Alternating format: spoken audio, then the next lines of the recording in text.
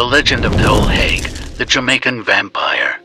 The Doll Haig is a shape-shifting demon who appears as a quiet old woman by day, but by night, she strips off her wrinkled skin and hides it away in her true form.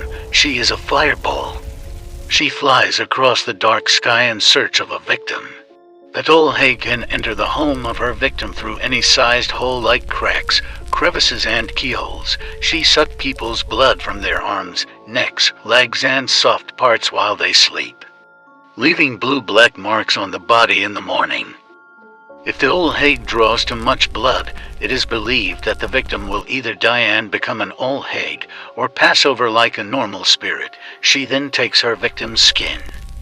The Doll Haig practices black magic. They trade their victims' blood for evil powers with Basil, the demon who resides in the silk cotton tree. Follow Jamaican true stories. To expose the Doll Haig, a person can heap rice around the house or at a crossroads, as the creature will be obligated to gather every grain before dawn.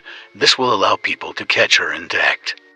In order to destroy the Doll Haig, coarse salt must be placed in the mortar where she keeps her skin. She will perish if she is unable to put the skin back on.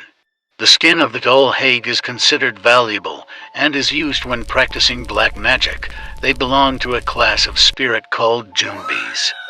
And it is widely believed that only women can become an Doll Haig, because only the female breasts could disguise its wings. Like, follow, and share Jamaican true stories for more.